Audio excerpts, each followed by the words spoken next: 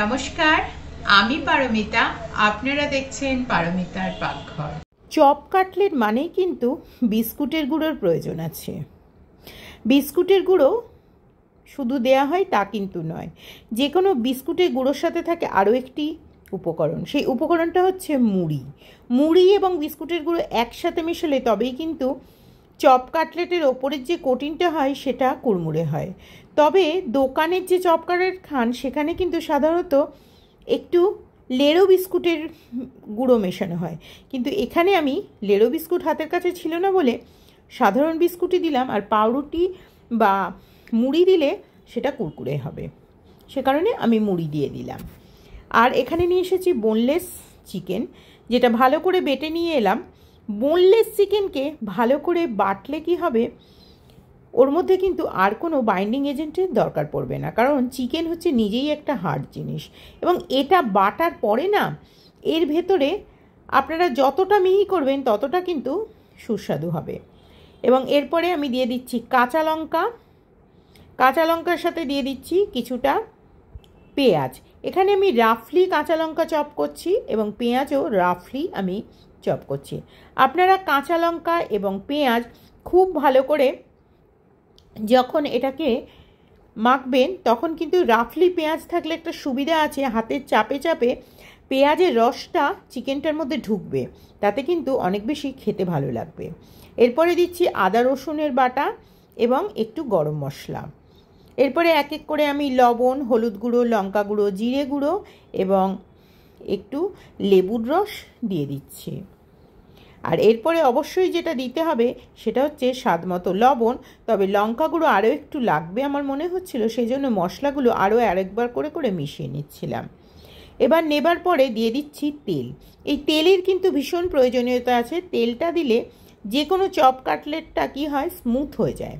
আর smooth হয়ে গেলে কি হবে, হাতে করে যখন আপনারা চপ কাটলেটটা বানাবেন, মানে কাটলেটগুলো করবেন, তখন কিন্তু এক হাত থেকে আরেক হাতে দেওয়ার জন্য আলাদা তেলের প্রয়োজন হবে না, এবং এটা কিন্তু সুন্দরভাবে গড়া হয়ে যাবে, হাতের মধ্যে লেগে যাবে না। এরকম ছোট ছোট টিপস ও ট্রিক্স কিন্তু আমি আমার চ্যানেলে দিয়েই থাকি।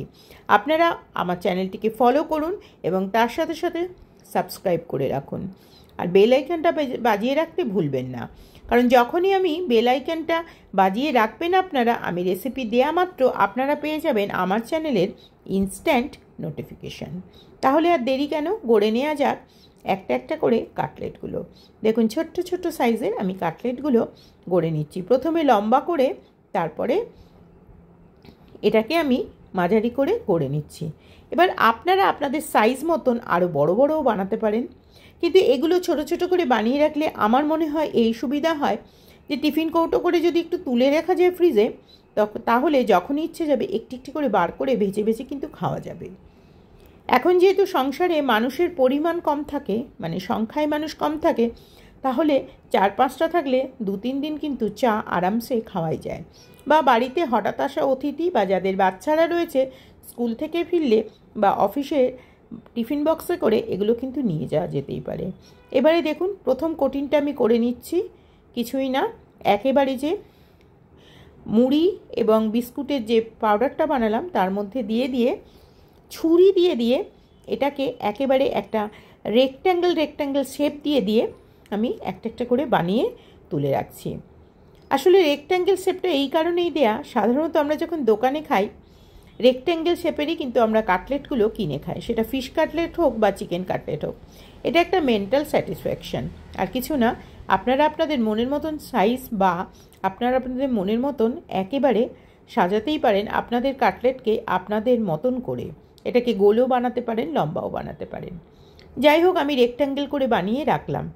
এবারে সেকেন্ড আমি যে কোটিংটা করব তার জন্য এখানে নিয়ে এসেছি ডিম।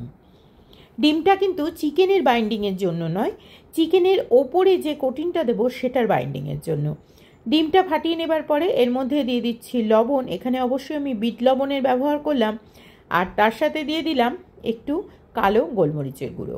ভালো করে এগুলোকে মাখিয়ে সুন্দর করে এটা একটা ডিমের গোলা তৈরি করছি। সবসময় ডিমের গোলা ওয়ান সাইডেড করে গুলবেন, তাহলে এয়ারটা ঢুকবে, আর এয়ারটা যত ঢুকবে ডিমটা তত ফ্লাপি হবে।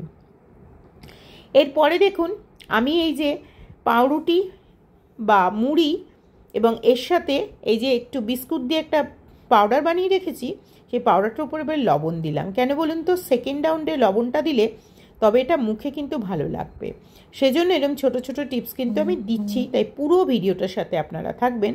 এবারে দেখুন আবারও ডিমের গোলায় গুলিয়ে গুলিয়ে এইবারে এলো সেই সন্ধিক্ষণ যেখানে আপনারা দেখছেন যে আমি সমস্ত কাটলেটগুলোকে জলের মধ্যে ডুবিয়ে নিচ্ছি। আচ্ছা বলুন তো, জলের মধ্যে ডুবোচ্ছি কেন? জলের মধ্যে ডুবোলে তো একটা বিপদ, ভাজলে সেটা কিন্তু উঠে আসবে। আসলে কিন্তু তা নয়, ব্যাপারটা জানবার বিষয় আছে।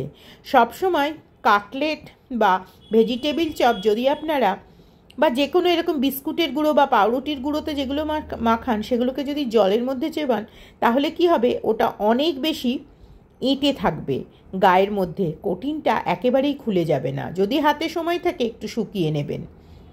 এবারে একটি একটি করে দিয়ে আমি সাথে সাথে করছি বলে ঢাকা দিয়ে করছি, যাতে না একটুও ছেটে। প্রথম রাউন্ডে একটুখানি 2-1 সেকেন্ড ছিটলেও পর থেকে কিন্তু আর ছিটবে না। এইভাবে বা এটা যদি আপনারা ডিপ ফ্রাই করেন কোনো রকম ছিটবেই না, সেটা বুঝতেই পারবেন না।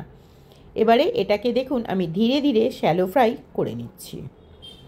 এই হচ্ছে আজকের সেই নতুনত্ব আপনাদের জানবার বিষয়, যেটা আমার আজকে হেডিংয়েই রয়েছে, টাইটেলে দেখছেন আপনারা, যে চপ এবং কাটলেট জলেই ভাজা যায়। আসলেই তাই ভাজা যায়।